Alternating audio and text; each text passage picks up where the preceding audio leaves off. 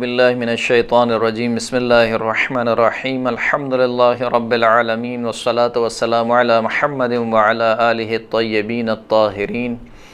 واللعنۃ الدائمۃ علی اعدائہم اجمعین اما بعد فقد قال اللہ سبحانہ وتعالی فی کتابہ المجید بسم اللہ الرحمن الرحیم شہر رمضان الذی انزل فیہ القرآن ھدی للناس وبینات من الھدی والفرقان۔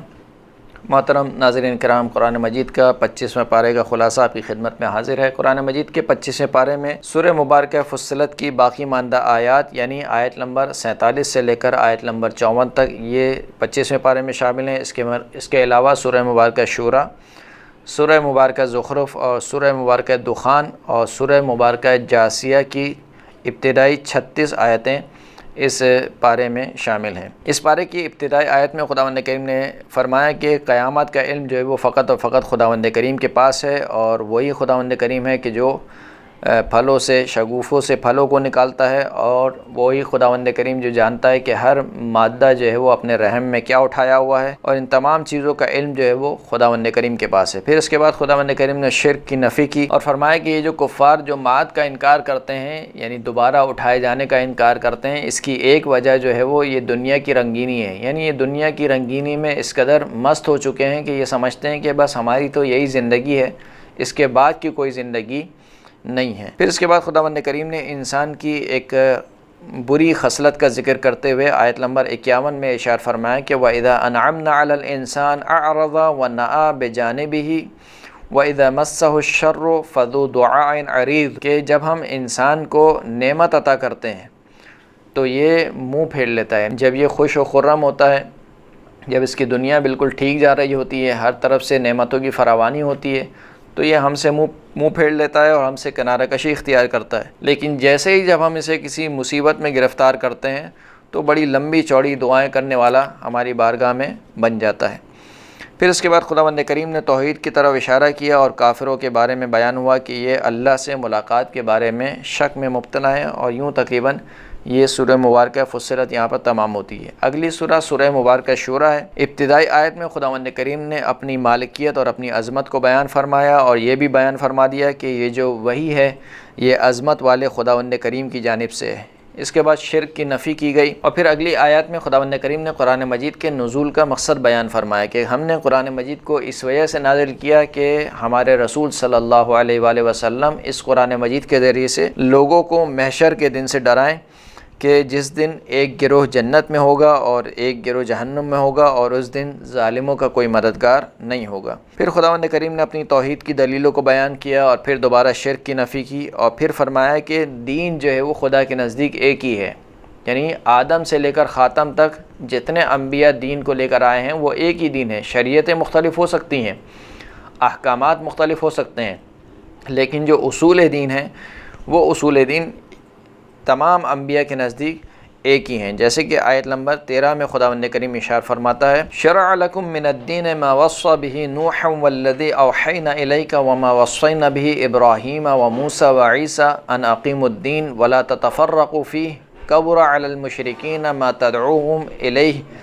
اللہ یجتبی الیہ من یشاء ویہدی الیہ من ینیب۔ اللہ نے تمہارے لیے وہی دین مقرر کیا کہ جس کے قائم کرنے کا حضرت نوح علیہ السلام کو حکم دیا، اور جو بذریعہ وحی ہم نے تیری طرف بھیج دی، اور جس کی تاکید کا حکم ہم نے ابراہیم اور حضرت موسیٰ اور حضرت عیسیٰ علیہ السلام کو دیا تھا، اور اس دین کو قائم رکھنا اور اس میں پھوٹ نہ ڈالنا۔ جس چیز کی طرف آپ انہیں بلا رہے ہیں وہ تو ان مشرکین پر گراں گزرتی ہے، اور اللہ تعالیٰ جسے چاہتا ہے اپنا برگزیدہ بناتا ہے، اور جو بھی اس کی طرف رجوع کرے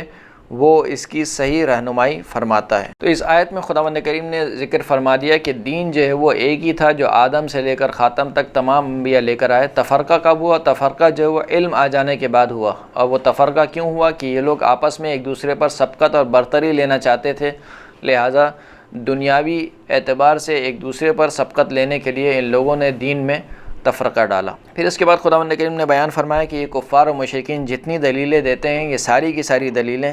اللہ کے نزدیک باطل ہے، اور ان پر اللہ کا غضب ہے، اور یہ لوگ شدید عذاب کے منتظر رہیں۔ پھر اس کے بعد خداوند کریم نے فرمایا کہ قیامت برحق ہے اور اس دن حساب و کتاب بھی جو ہے وہ برحق ہوگا، اور جو لوگ یہ ایمان رکھتے ہیں وہ قیامت سے ڈرتے ہیں۔ پھر اللہ نے فرمایا کہ جو لوگ بھی دنیا چاہتے ہیں ہم ان کو دنیا دے دیتے ہیں، لیکن جو شخص دنیا ہی کا طالب ہو، آخرت اس کے مد نظر نہ ہو، تو پھر وہ یہ شخص جان لے کہ پھر آخرت میں اس کا کوئی حصہ کوئی نصیب نہیں ہے۔ خداوند کریم ارشاد فرماتا ہے کہ من کان یرید حرث الآخرہ نزد لہ فی حرثہ ومن کان یرید حرث الدنیا نؤتہ منہا وما لہ فی الآخرۃ من نصیب۔ جو بھی آخرت کی کھیتی چاہتا ہے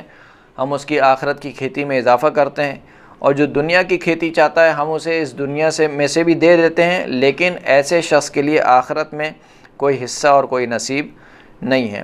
پھر اس کے بعد شرک کی نفی کی گئی اور مشرکین کے عذاب کا تذکرہ ہوا اور صاحبان ایمان کی جزا کو بیان کیا گیا، اور پھر اس کے بعد آیت نمبر 23 میں خداوند کریم نے یہ بیان فرما دیا کہ یہ جو ہمارے رسول نے اتنی زحمت اٹھائی ہے،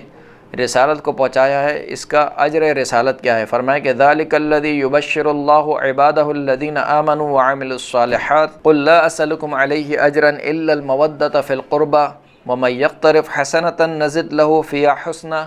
ان اللہ غفور شکور۔ کہ یہ جو ہم نے نعمتیں گنوائی ہیں، یعنی یہ جو صاحبان ایمان کی نعمتیں ہم نے پچھلی آیت میں ذکر ہوا ہے، یہ وہ چیز ہے کہ جس کے ذریعے سے خداوند کریم اپنے ان بندوں کو بشارت دیتا ہے جو صاحبان ایمان لے کر آئے اور نیک اعمال انجام دیے۔ بس اے حبیب آپ کہہ دیجئے کہ میں تم سے کوئی اجر نہیں چاہتا مگر یہ کہ میرے اقربا سے مودت اختیار کرو، اور جو بھی اللہ کی بارگاہ میں ایک نیکی اپنائے گا تو خداوند کریم اس کی اس نیکی کو بڑھاتا رہے گا، اور خداوند کریم بہت زیادہ بخشنے والا بھی ہے اور بہت زیادہ شکر کرنے والا بھی ہے۔ تقریباً فریقین کی روایت میں یہ بات موجود ہے کہ وَمَن یقترف حسنۃ، یہاں پر حسنہ سے مراد اہل بیت اطہار کی محبت ہے، کہ جو شخص بھی اہل بیت اطہار کی محبت اپناتا ہے خداوند کریم اس کی محبت میں اضافہ کرتا رہتا ہے۔ پھر اس کے بعد خداوند کریم نے ارشاد فرمایا کہ خداوند کریم ہی وہ ہے کہ جو اپنے بندوں سے توبہ کو قبول کرنے والا ہے، وَالَّذِي یقبل التوبۃ عن عبادہ ویعفو عن السیئات ویعلم ما تفعلون۔ خداوند کریم وہ ہے کہ جو اپنے بندوں کی توبہ کو قبول کرتا ہے اور برائیوں سے درگزر کرتا ہے، اور وہ تمام وہ چیزیں جانتا ہے جو تم اعمال انجام دیتے ہو۔ پھر اس کے بعد خداوند کریم نے ارشاد فرمایا کہ ہم نے رزق کو پھیلایا کیوں نہیں ہے، یعنی فراوان جو ہے وہ اس دنیا میں کیوں نہیں چھوڑ دیا، ایک کو فقیر ایک کو مثال کے طور پر امیر کیوں بنایا ہے۔ تو خداوند کریم فرماتا ہے کہ وَلَوْ بَسَطَ اللَّهُ الرِّزْقَ لِعِبَادِهِ لَبَغَوْا فِي الْأَرْضِ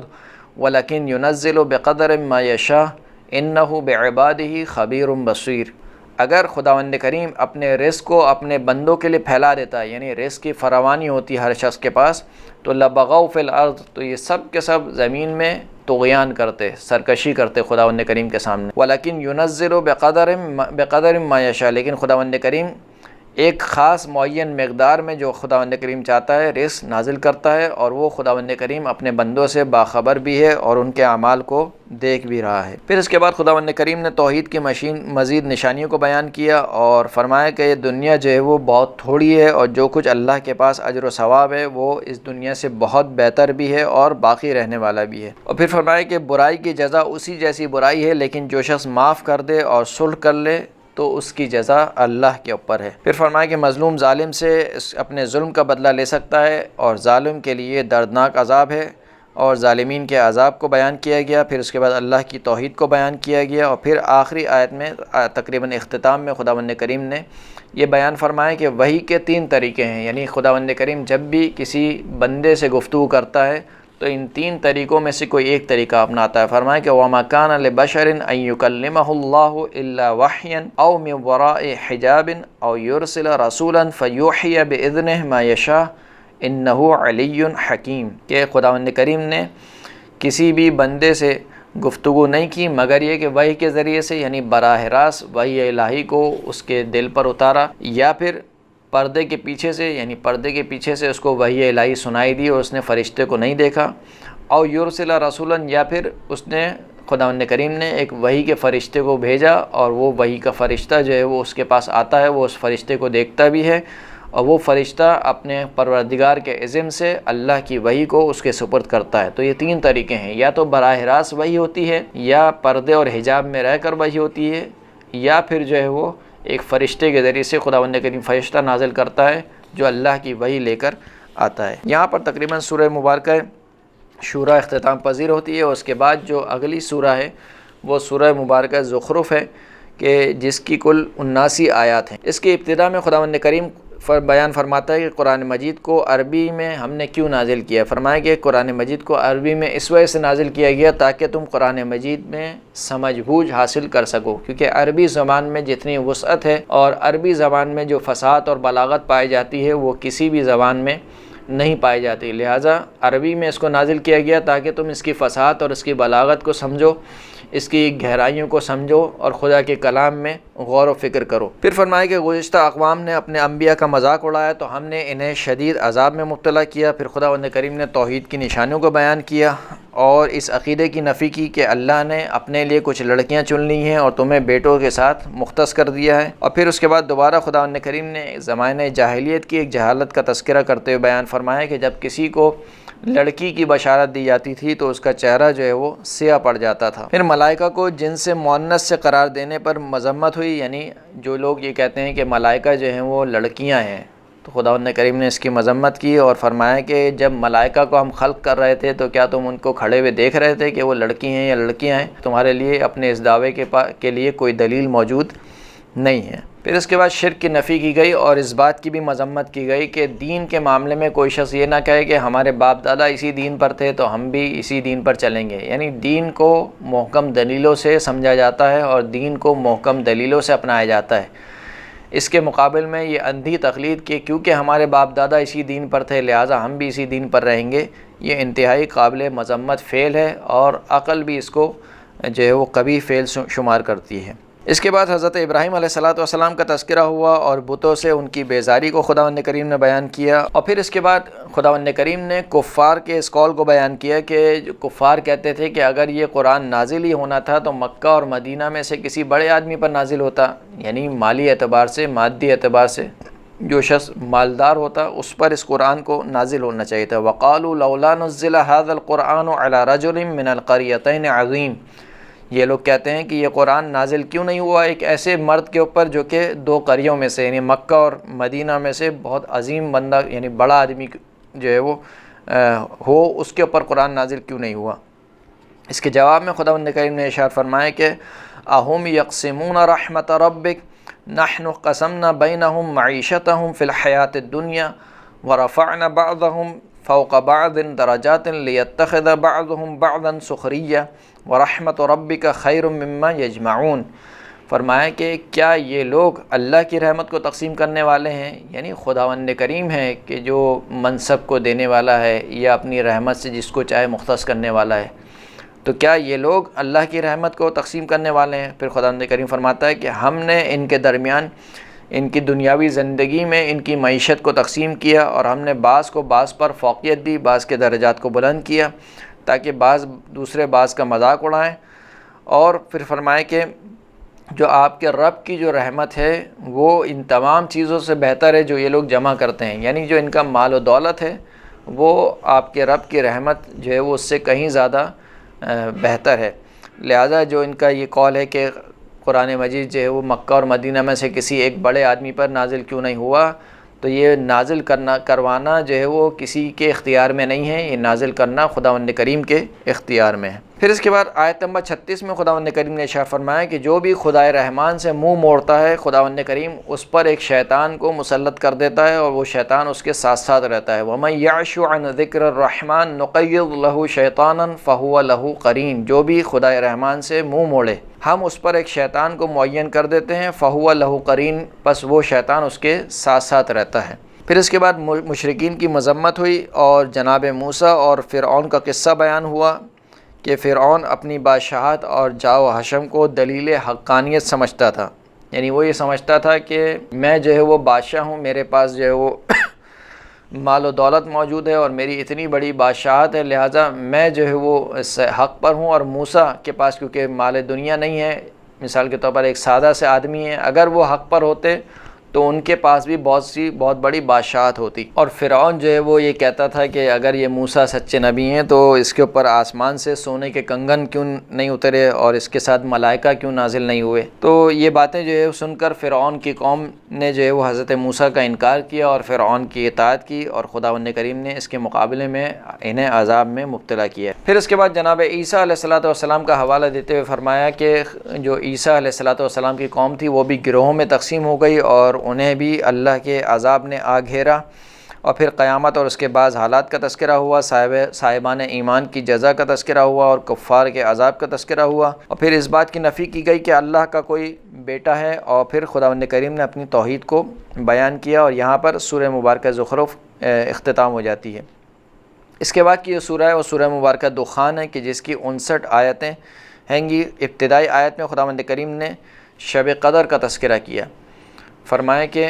انا انزلناہ فی لیلۃ مبارکۃ انا کنا منذرین فیہا یفرق کل امر حکیم، بے تحقیق ہم نے اس قرآن مجید کو بابرکت رات میں نازل کیا، اور ہم جو ہے وہ اس قرآن کے ذریعے سے ڈرانے والے تھے، اور اس رات میں خداوند کریم نے ہر حکمت والے حکم کو تقسیم کر دیا۔ تو یہ شب قدر کے تذکرہ ہے کہ شب قدر کی جو رات ہے وہ انتہائی بابرکت رات ہے کہ جس میں خداوند کریم نے قرآن مجید کو نازل کیا۔ پھر اس دن سے ڈرایا گیا کہ جس دن آسمان دھوئیں کی مانند ہوگا، اور جو لوگوں کو اپنے گھیرے میں لے لے گا، اور لوگ اس عذاب سے پناہ مانگیں گے۔ پھر اس کے بعد آیت نمبر 17 سے لے کر آیت نمبر 33 تک قوم فرعون کی ہلاکت کا تذکرہ ہوا۔ پھر اس کے بعد خداوند کریم نے فرمایا کہ کفار جو ہے وہ دوبارہ اٹھائے جانے کا انکار کرتے ہیں، اور پھر ارشاد ہوا کہ ہم نے زمین اور آسمان کو بغیر کسی مقصد کے یعنی کھیل کود کے لیے خلق نہیں کیا، بلکہ زمین اور آسمان کو خلق کرنے کا ایک واضح مقصد ہے، اور ہم نے ان کو حق کے ساتھ اور برحق خلق کیا۔ پھر اس کے بعد فیصلے والے دن کا تذکرہ ہوا کہ جس دن کوئی بھی کسی کو بے نیاز نہیں کر پائے گا مگر جس پر اللہ رحم فرمائے۔ پھر اس کے بعد زقوم درخت کا تذکرہ ہوا جو کہ جہنم کا ایک درخت ہے، جو کہ جہنمی کی اور دوزخیوں کی غذا بنے گا، اور صبح و شام ان کو اسی درخت سے جو وہ کھلایا جائے گا اور پلایا جائے گا۔ اور پھر اس کے بعد خداوند کریم نے متقین کی جزا کا ذکر فرمایا، اور پھر یہاں پر سورہ مبارکہ دخان ختم ہو جاتی ہے، اور اس کے بعد جو اگلی سورہ ہے وہ سورہ مبارکہ جاسیہ ہے کہ جس کی 32 آیتیں اس پارے میں شامل ہیں۔ ابتدائی آیت میں خداوند کریم نے توحید اور اس کی نشانیوں کو بیان کیا، اور پھر اس کے بعد فرمایا کہ کافر جو ہے وہ ہماری آیتوں کے سامنے تکبر سے پیش آتے ہیں اور ان کے لیے دردناک عذاب ہے۔ پھر خداوند کریم نے دوبارہ توحید کو بیان کیا اور بشریت کو، عالم بشریت کو پروردگار کا شکر کرنے اور پروردگار کی نعمتوں میں غور و فکر کرنے کی دعوت دی۔ اس کے بعد خداوند کریم نے بنی اسرائیل کا تذکرہ کیا کہ انہیں ہم نے عالمین پر فضیلت عطا کی اور واضح اور روشن نشانیاں انہیں دکھلائیں، لیکن وہ پھر بھی باز نہ آئے اور ہمارے سامنے سر تسلیم خم نہیں ہوئے۔ اس کے بعد رسول اللہ صلی اللہ علیہ وآلہ وسلم کو حکم دیا گیا کہ وہ یکسوئی کے ساتھ شریعت پر ثابت قدم رہیں اور کافروں کی پرواہ نہ کریں۔ اللہ جو ہے وہ متقین کا ولی اور ان کا سرپرست ہے۔ اس کے بعد آیت نمبر 21 میں خداوند کریم نے اشارہ فرمایا کہ گناہگار اور نیکوکار جو ہے وہ خدا کے نزدیک برابر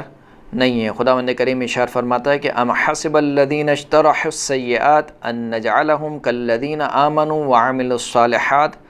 سواء محیاہم ومماتہم ساء ما یحکمون۔ کیا وہ لوگ جو کہ گناہوں کے مرتکب ہوتے ہیں وہ یہ گمان کرتے ہیں کہ ہم ان کو ان کی طرح قرار دیں گے کہ جو صاحبان ایمان ہیں، یعنی ایمان لے کر آئے اور عمل صالح کو انجام دیتے ہیں، یہ اور ان کی زندگی اور ان کی موت جو ہے وہ دونوں کی برابر ہوگی، یعنی گناہگار کی اور نیکوکار کی زندگی اور موت جو ہے وہ ایک جیسی ہوگی۔ ساء ما یحکمون، کتنا ہی برا حکم ہے جو یہ لوگ لگاتے ہیں۔ پھر اس کے بعد خداوند کریم نے بیان فرمایا کہ کفار جو ہیں وہ دنیا کی زندگی کو ہی اصل زندگی سمجھتے ہیں اور ان کا دین جو ہے وہ اپنی خواہشات کی پیروی کے علاوہ کچھ نہیں ہے، اور معاد کے بارے میں اور جب معاد کے بارے میں ان سے گفتگو کی جاتی ہے یا دوبارہ اٹھائے جانے کے بارے میں ان سے گفتگو کی جاتی ہے تو دلیل کے طور پر یہ کہتے ہیں کہ اچھا اگر تم سچ کہتے ہو تو ہمارے باپ دادا کو لے آؤ، یعنی وہ ہمارے باپ دادا جو مر چکے ہیں ان کو دوبارہ زندہ کر کے لے آؤ اگر تم سچے ہو۔ اس کے بعد قیامت کے دن کے حساب کتاب کا تذکرہ ہوا اور اس بات کا تذکرہ ہوا کہ قیامت کے دن ہر امت گھٹنوں کے بل گری ہوئی ہوگی اور ہر ایک کو اس کے نامہ اعمال کی طرف بلایا جائے گا، اور اس طریقے سے تقریباً دوبارہ قیامت کا تذکرہ ہوا اور قیامت کے برحق ہونے کی طرف اشارہ کیا گیا، اور یوں اس پارے کا اختتام ہوتا ہے۔ وآخر الدعوانا ان الحمد للہ رب العالمین۔